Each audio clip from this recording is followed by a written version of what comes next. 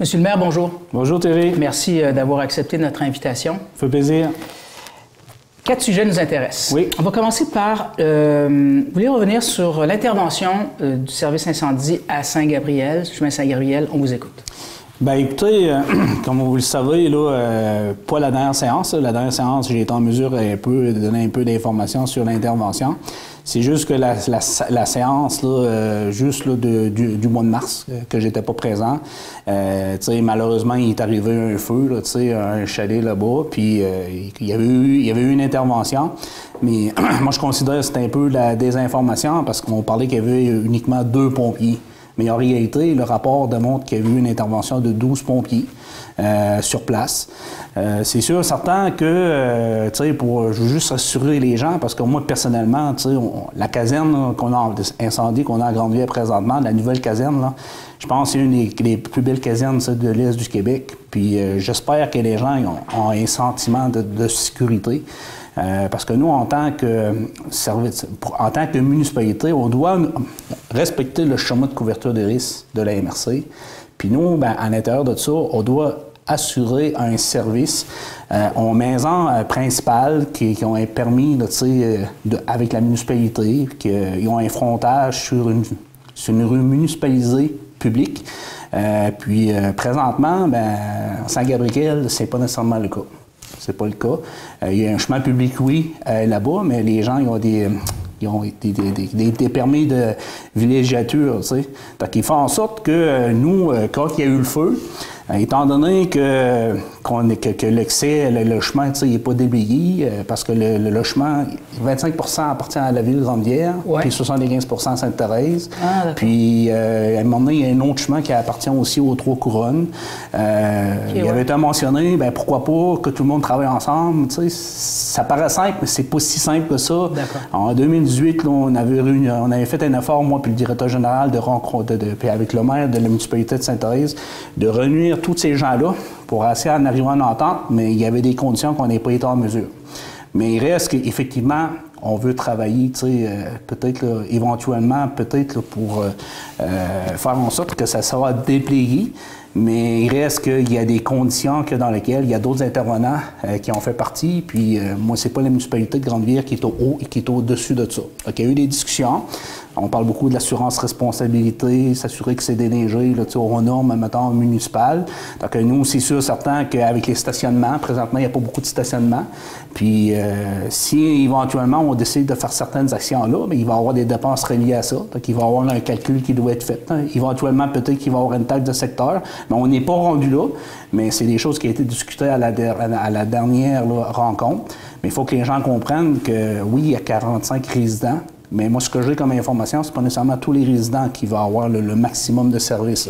Il y en a qui veulent que ça demeure présentement comme des accès villégiature par des motoneiges ou soit par 4 roues. C'est sûr que l'été, s'il y avait eu un feu, ça serait plus accessible, donc les pompiers auraient fait une intervention. La seule chose que j'ai trouvé dommage, c'est qu'on mentionnait qu'il y avait juste 2 pompiers. Mais quand on regarde ça de façon générale, moi, je pense que les pompiers ont fait un excellent travail dans les circonstances. Bien, le message est passé. Je fais une parenthèse. On a déjà fait un reportage, vous et moi, à cette caserne qui est franchement magnifique. On a eu l'occasion de faire le tour. Je pense qu'il y aura porte ouverte éventuellement, j'ai cru comprendre, dans quelque part au printemps. Oui, c'est ça. Voilà. Monsieur le maire, parlons logement. Oui. Vous avez des projets, je crois, sur la table. On vous écoute. Bien, écoutez, au niveau du logement, comme vous le savez, c'est une préoccupation pour toutes les municipalités. On a toutes, présentement, des besoins d'offrir des unités de logement. Présentement, à Grande-Ville, juste pour sécuriser les gens, nous on avait entamé certains processus. Oui. Entre autres, j'avais déjà parlé du développement de GAF Gagnon. Oui. Vous retrouvez même un peu le visuel sur le site de la ville. Donc, à côté de la caserne incendie, en réalité, nous, ce qu'on veut, c'est notre désir, c'est de mettre en place 50 nouvelles unités de logement locatifs, entre autres des 3,5, des 4,5. Le projet est en cours. Les gens qui vont répondre aux appels de projet ont possibilité d'aller jusqu'à 15 000 $ par unité de logement. D'accord. Donc, une contribution qui peut aller jusqu'à 90 000. Puis là, on sait, là, il y a des nouvelles sources de financement qui viennent aussi être complémentaires à cette aide-là.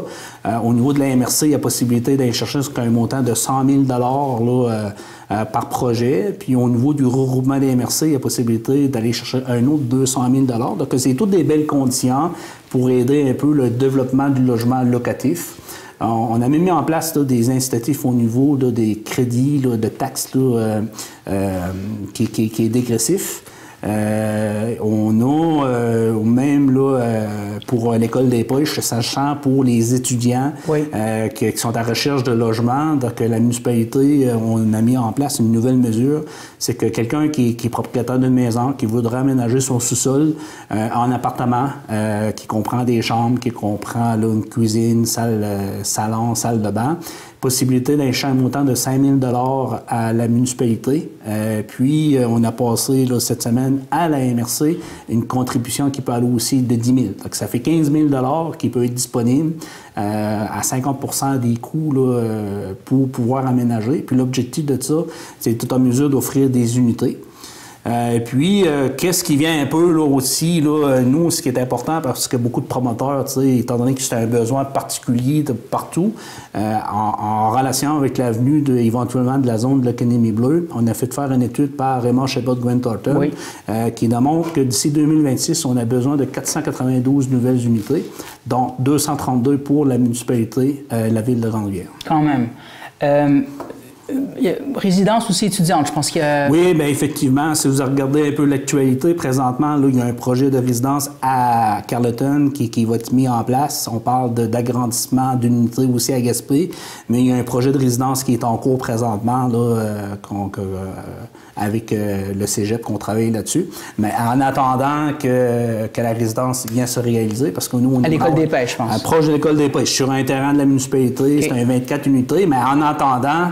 il faut être proactif, il faut être en mesure d'offrir aussi des alternatives. Donc, le 5 000, le 10 000, puis je vous dirais même, là, le cégep est même prêt à garantir là, certains paiements de loyer. Donc, je pense que c'est tous des nouveaux éléments qui peuvent encourager là, des propriétaires à aménager leur résidence principale là, pour offrir des unités, entre autres, là, aux étudiants. Bon, c'est clair que les municipalités se sont mis en mode logement, les MRC se sont mis en mode logement.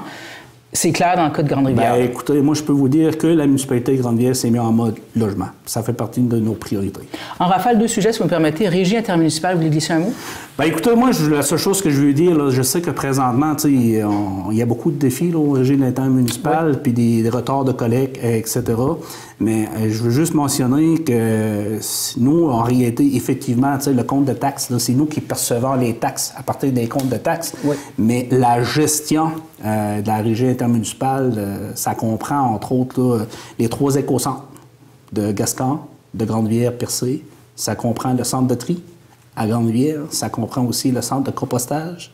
Ça comprend le LET à Gaspé. Ça comprend tout le système au niveau de transport.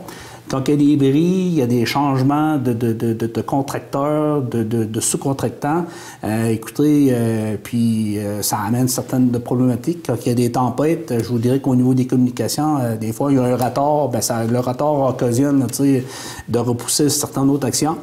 Mais je veux juste rassurer les gens, c'est que oui, effectivement, tu sais, que des fois c'est frustrant, il y a une tempête, ça passe pas, puis nous, on reçoit beaucoup d'appels à la municipalité, mais comme je l'ai dit, les gens, tu sais, nous, la consigne qu'on donne, c'est communiquer avec le 418-385-4200, 418-385-4200, ça peut arriver des fois que dans une rue on oublie, donc vous pouvez appeler pour vous renseigner. Eux autres sont en mesure de voir si la collecte n'a pas été faite, là, normalement ils vont envoyer un truck là, pour être en mesure de récupérer maintenant les poubelles.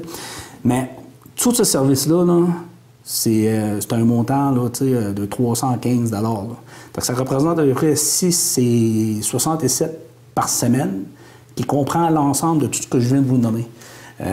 Donc, tout ça pour dire que comment vous appellerez à la ville si vous voulez vraiment avoir des réponses à vos questionnements, moi, je vous invite à communiquer. Le mot d'ordre, c'est communiquer directement avec la régie, qui, eux, ont un département pour gérer là, toutes ces situations-là. Donc, c'est eux qui ont la gestion de ça. Voilà, le mot est passé. Puis, il y a un autre organisme dont on a souvent parlé ici, et avec raison, parce qu'ils sont un service essentiel, OAA Espoir Câlin, ici à Grande-Rivière. Oui, mais au Espoir Câlin, moi, le seul message que je veux passer à la population, c'est que c'est un service qui est en place, c'est un organisme qui gère ça, c'est des bénévoles qui sont très dévoués. Ils font beaucoup d'activités de financement, donc on les voit un petit peu partout. Donc, je demande à la population de les soutenir, de les encourager. Puis, nous, les municipalités, on a une obligation face au gouvernement, c'est la gestion de tout ce qui concerne au niveau des chiens. Donc, nous, on a une obligation face aux chiens, mais pour les chats, on n'a pas d'obligation. Il y a une réglementation pour les chiens dans laquelle que les municipalités, on est responsable. Oui, nous, on a sous-contracté cette partie-là à Espoir Câlin. Donc, ça leur permet d'avoir une source de financement. Tout ça pour dire que si vous regardez la réglementation, bien, normalement, quand on est propriétaire d'un chien, le chien doit posséder une médaille. Oui.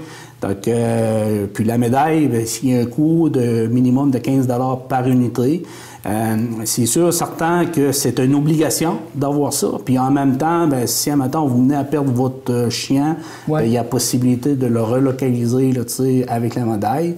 Donc, je pense qu'à la Ville de Grande-Rivière, les gens collaborent bien à ce niveau-là. Donc, moi, j'encourage les gens d'utiliser l'ensemble des plateformes, les outils qui sont offerts par Espoir Câlin pour s'assurer que nos animaux, bien, qu'on a les médailles. C'est une source de financement, puis cette aide-là, ça permet aussi à l'organisme de pouvoir maintenir les services.